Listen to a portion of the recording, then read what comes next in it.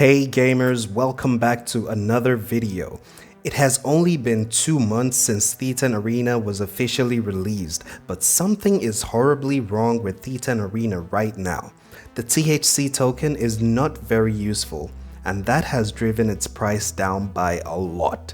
Let's talk about it. Before we dive in, I just want to say, if you're new to the channel, we're really happy to have you watch our video. This channel is focused on bringing you all the news, reviews, playthroughs, guides, and breakdowns of all your play-to-earn games. We make it easy for you to get the right info at the right time to be a part of these opportunities and make money while you play. Be sure to hit that subscribe button and notification icon so you get notified when we upload. So, Thetan Arena is failing as a play-to-earn game. And in this video, I'm going to give my opinion as to why this is happening and share some ideas on how they could do things better to improve the game economics, or tokenomics as it's called. First off, I want to say that I truly do like this game and have continued to play it a lot. If you haven't seen my other guides on Thetan Arena, check out the link on the top right. I'll also leave a link to my Thetan Arena playlist in the description. It is because I love the game that I'm taking out time to give my opinion and voice some of other players' concerns that I've seen as I've been reading through Reddit, Discord, and Telegram. The main problem here is the lack of utility of THC. It's something a lot of people probably didn't pay attention to initially because of the promised buybacks and burns proposed by the developers, but we should have paid more attention to this, myself included. Since the game was released until now, THC really only serves one purpose, and that is to sell it on the market and get dollars in exchange for your THC. And I know, of course, you can use it to buy non-NFT heroes from the in-game store, and you can use it to buy NFT hero boxes from the web marketplace, but these are not very good use cases.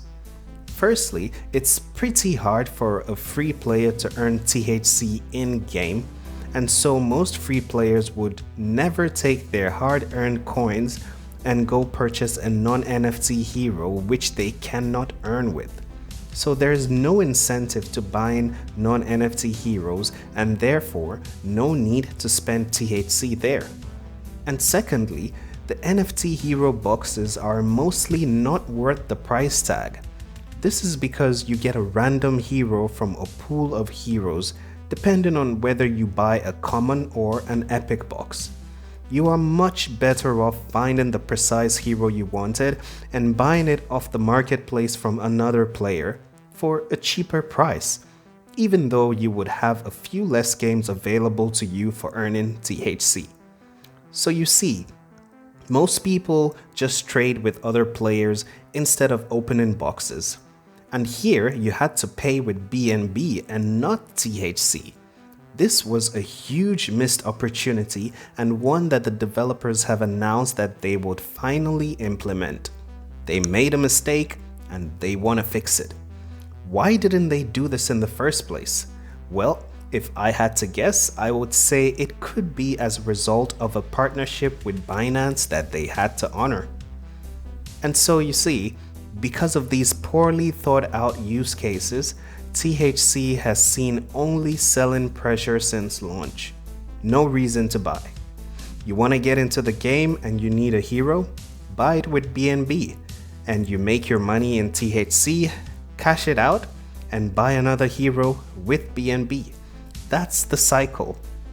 This is the #1 reason Thetan Arena is failing and losing a lot of faith from investors and players. Take a look at this chart. The coin has fallen over 90% from its high of 0.8 to now 0.07. This is incredibly sad for everyone involved.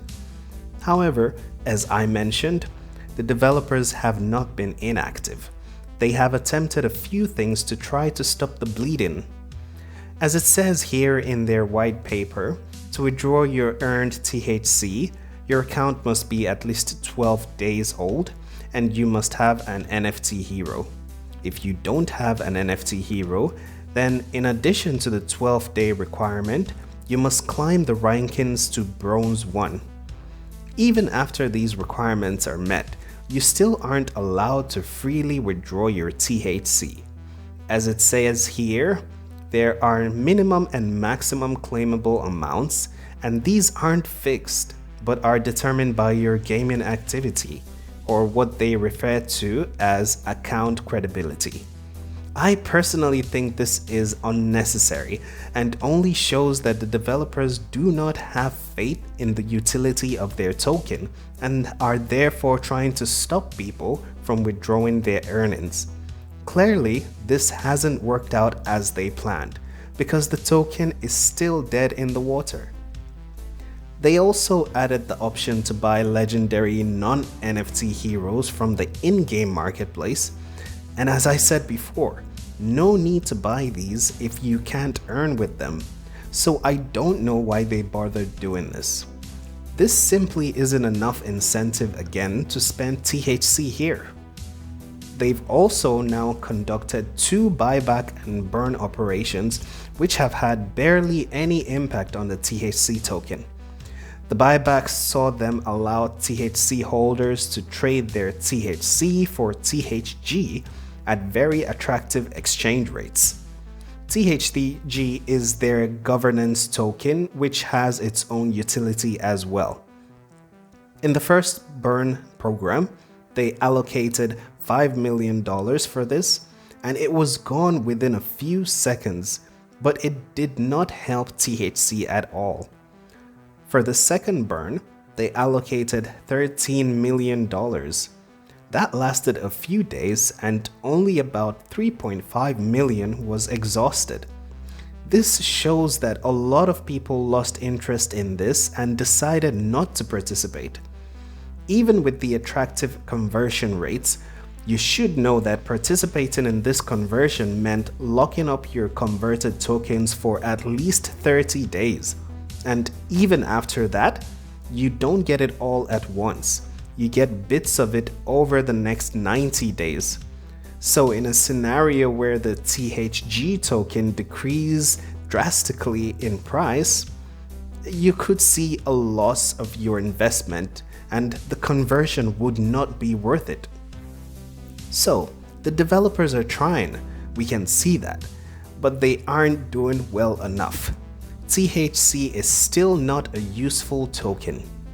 Finally, they announced a huge update coming on the 22nd of January that would finally see THC being used as the purchase currency on the NFT hero marketplace instead of BNB.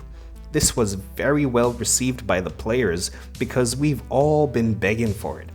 But personally, I don't think that's enough. It will help to some extent, but the developers really need to create more than a few good use cases for THC to balance the selling pressure with some buying pressure. Here's my thoughts. There's a staking feature being added with the upcoming update, but that's going to be for THG only. They could make a staking feature for THC as well, one that would have in-game rewards for players depending on how much THC they have staked. They could also remove the THG requirement for upgrading a hero and reduce the amount of THC needed to do so. This, I believe, would give players a reason to actually use the feature. As it stands, the player doesn't have much to gain by upgrading their hero. They spend more to upgrade than what they could potentially earn. Also, I really think they should remove the limits on withdrawal. This, in my opinion, is putting a band-aid on an infected wound. It makes things look fine when they're really not. There needs to be a clear picture of how much users are selling or buying THC, and we can't have that picture if their activity is being hindered. Much like the statistic on the Thetan Arena homepage, which a lot of players have complained about. It's not an accurate picture and is only there for marketing purposes. This number reflects the number of accounts created and not the number of real players. For instance, I have 2 accounts, another person could have 10, someone could create an account and never open the game again, and this number would still include them. So this is a misleading figure. A better metric to show would be number of active players, but like I said, the marketing department prefers this. So it boils down to this. If the developers do not find a way to create more use cases for THC, this 90% drop in price could go all the way down to 99%. The game would no longer be counted as a play-to-earn game, but simply for entertainment. I don't want to see this, and a lot of the fans don't want to see this. And so we're keeping our fingers crossed and hoping that this game survives this very rocky start. Really hoping to see more from the development team over the next few weeks. That's it for this video.